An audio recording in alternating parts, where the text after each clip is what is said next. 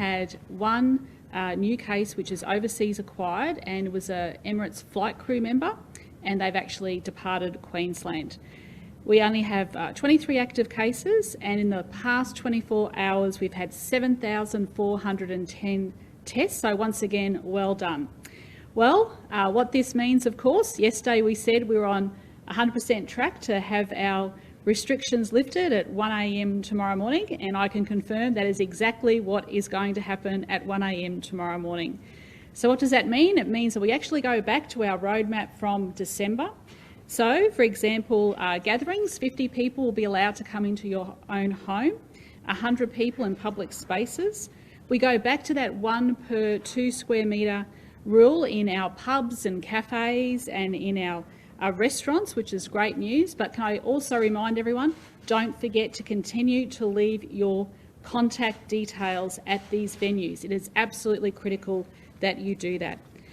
For people having a wedding this weekend, 200 people can attend, and of course all guests can dance indoors and outdoors, and funerals also up to 200 people. So this is wonderful news today, and look, can I sincerely thank the people of Greater Brisbane in those local government areas of Brisbane, Logan, Ipswich, Redlands and Moreton. You have done an absolutely terrific job. And because of that, it means that the masks also can come off, except of course where National Cabinet has mandated that the masks must be worn in our airports and on planes. So that was a National Cabinet decision. So please remember to do that. But also too, we're asking people that, you're encouraged, if you are going into a crowded area or on public transport or in a shopping centre and you can't socially distance and you feel uncomfortable, just put a mask on. I mean, you can do that. That's entirely up to you. So once again, absolutely tremendous news today. Thank you so much for everyone for your hard work, and I also thank Dr Young for her advice in continuing to keep Queenslanders safe, because at the end of the day, I think that there'd be a lot of other places around the world that would be very envious of the lifestyle that we have here in Queensland. I want to preserve that lifestyle for many years to come. And of course, as we go through the rollout of the vaccine in months to come, I think it's very important that we think about the journey that we've all been on over the past year, where our lives have changed. But we've come through this together, we've come through it stronger, and we'll continue to do that every single day. So I'll hand over to Dr Young. Thank you, Premier. So that is excellent news. So today we're 14 days from when the last case related to that cluster went into quarantine, and we've done an enormous amount of testing throughout Greater Brisbane, and we've not found other cases, so that is really good. We did see those 3 initial cases all transmit to their closest contacts, so that gives evidence that this is a particularly infectious strain. So we had that initial gentleman from the UK who gave it to his partner, we had the cleaner who gave it to her partner, and we had the lady who returned from Lebanon who gave it to her father, because they were staying in the same room. So we saw that, but we haven't seen any further spread, which is fantastic. So we're now 14 days, which is then time that we can remove all those restrictions. But it is particularly important for the next 14 days that here in Greater Brisbane, anyone with any symptoms at all, please just come forward and get tested like that cleaner did. She is to be absolutely commended for what she did and for the assistance she's provided throughout. She really and truly helped enormously. So in the end, we had over 1,200 contacts, and they were all managed, and none other than those 6 that I've described went on to get infected, which is a really good sign that our strategies have worked here in Queensland in terms of people maintaining that social distancing and maintaining all of those strategies to limit spread. The most important one, though, is if you have any symptoms at all, Doesn't matter where you are in the state, because we don't know what might happen. Just come forward and get tested. It's really important, and in most cases we can get results to you within 24 hours, so you need to remain isolated then till you get that result. But then, if it's negative, you can go back about your normal business. Thank you.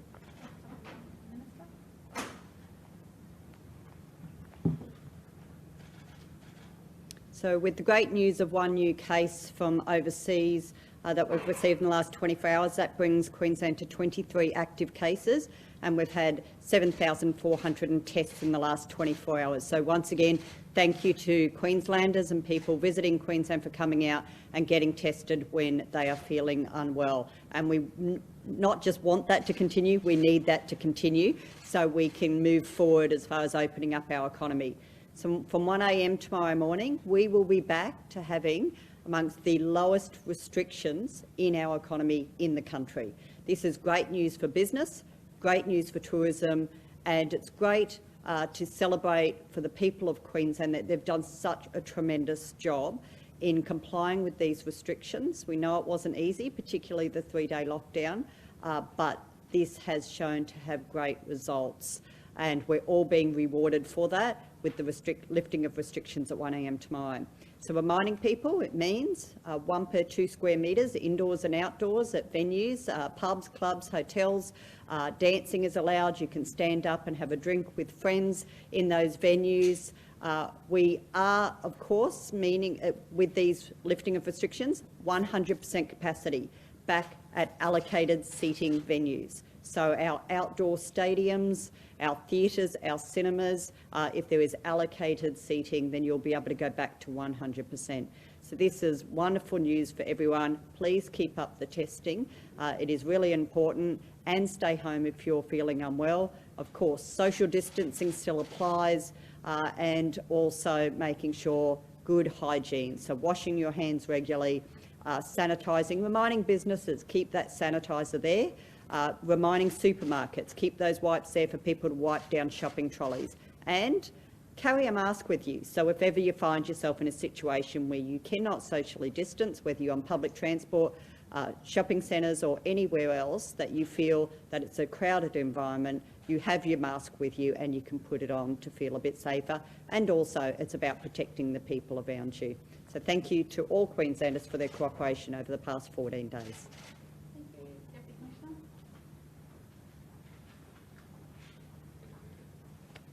Good morning. So in the last 24 hours, we've seen 3,206 passengers processed through our domestic airports and 4,226 cars met at our borders. Only 29 persons refused entry and 53 into quarantine. The good news is that we're seeing a continued downward trend in our hotel quarantine numbers. That's now down to 2,795, and that's a reduction of over 600 since the beginning of the week.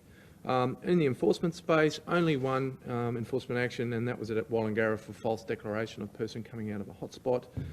No actions whatsoever in relation to the restrictions in Brisbane, which brings me to the point to say thank you, as the Premier has, as the Minister have, to everyone for the work they have done. You've made the lives of our police officers and partner agencies much easier. The compliance in Brisbane has been really quite outstanding. So to those people in the southeast corner, thank you very much for your work there. But a timely reminder that no complacency, please. We are coming out of the more restrictive regime into a new regime, which we were in December, but that means there are still restrictions. So obviously our police and partner agencies were out and about making sure people are still doing the right thing, and that puts us in great stead to stop the spread of COVID should we see any other outbreaks. Thank you. How soon might be permitted before restrictions are lifted altogether? That is, restaurant, bars, weddings, funerals, that sort of thing. I think that whilst we're still in this pandemic, we won't see the likelihood of any further easing until the vaccine would be my understanding. But of course, these are issues that are open for discussion at National Cabinet, and we will take the advice of AHPPC. Premier, moving forward, what's the criteria if we do have linked cases again, or say a cluster? What will trigger will we go back into a lockdown like we've seen? Like, what's the criteria and what will happen long term? Well, as we know, this UK strain is highly contagious. And of course, we're seeing what's happening around the world. So we had reports the other day about hospitals being completely overwhelmed in the United Kingdom. We don't want to see that here.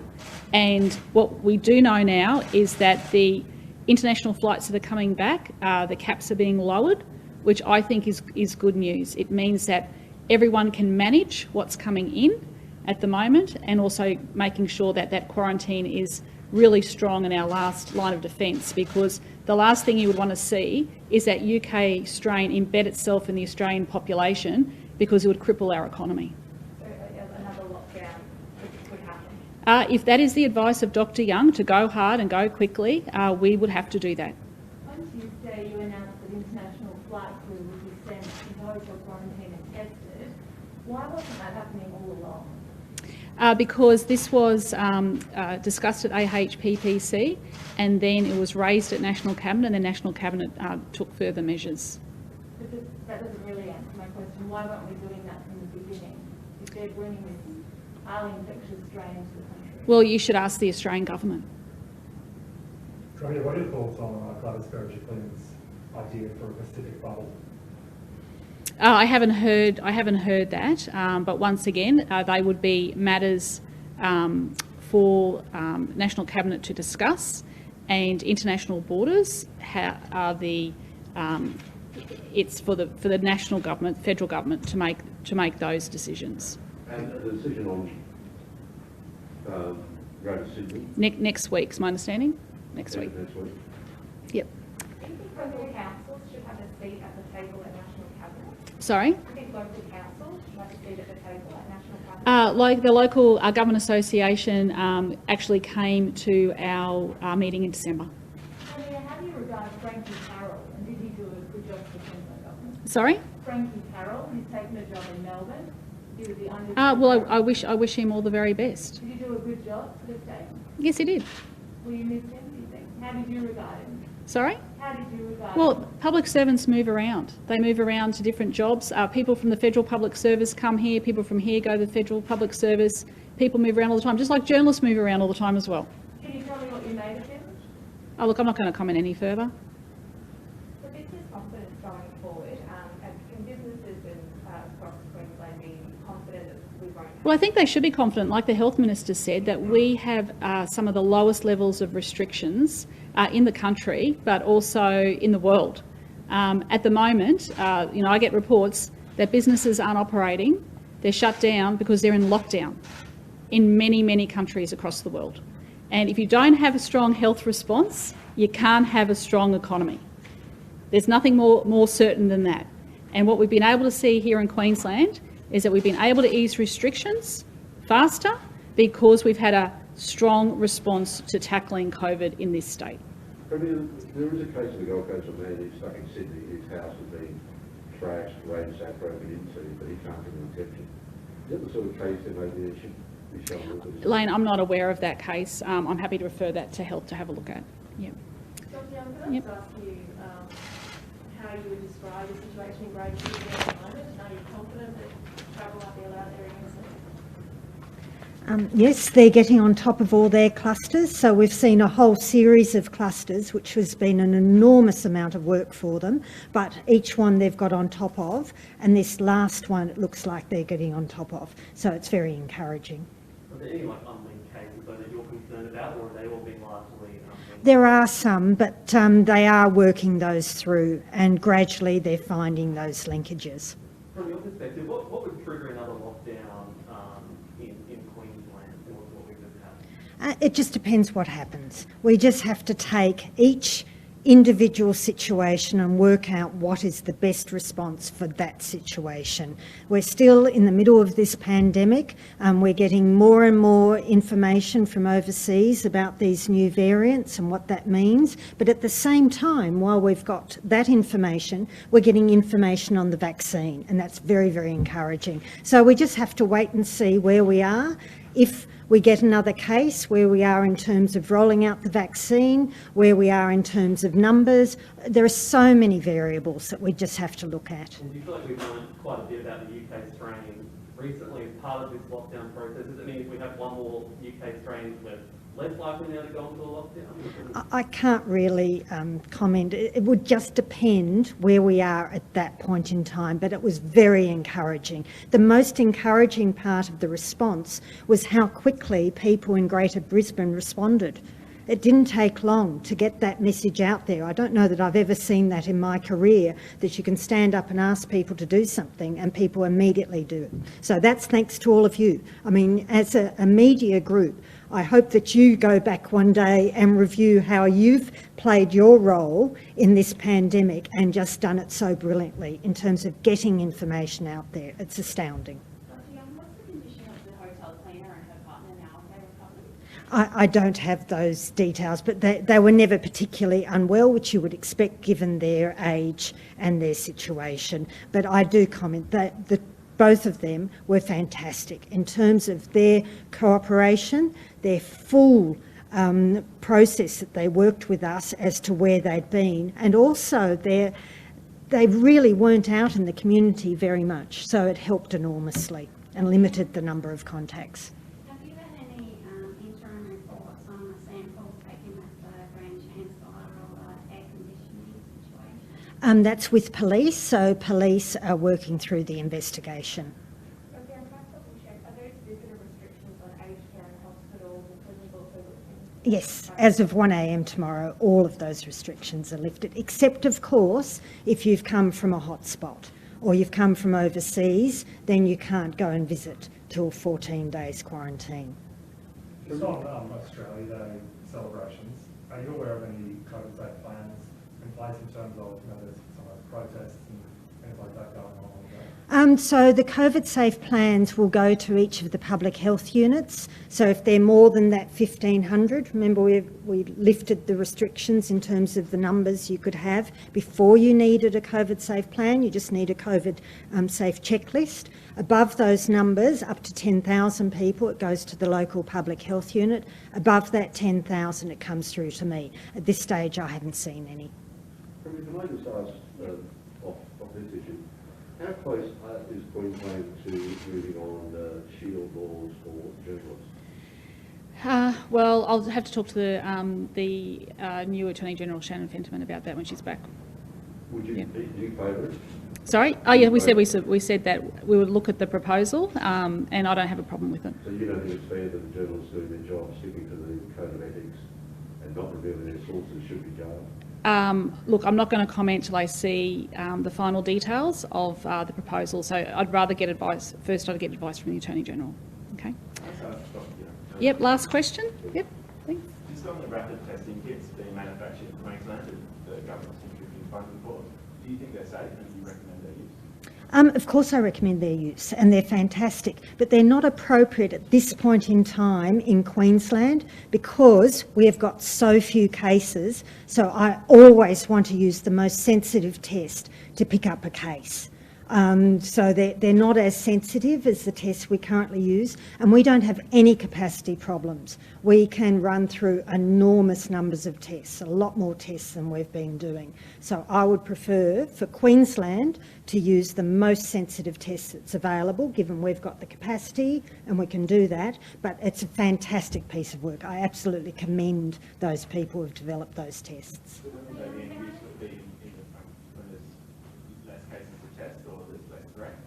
No, you use them when you've got a lot of cases and you want to try and pick up the majority, whereas I actually want to pick up every single case. I want to pick up the first case in a cluster, not, the 20th or 30th. So that's the difference, and also because we've got the capacity, our pathology labs can do all of those tests through that usual process. So we don't need it. The other issue with them is they take longer to actually do at the time because you're doing it immediately and getting the results, whereas we can do a very, very quick swab and send it off to the lab to be done. So it's a quicker process for our situation. But for other countries, they're very, very appropriate. Dr. Young, in terms of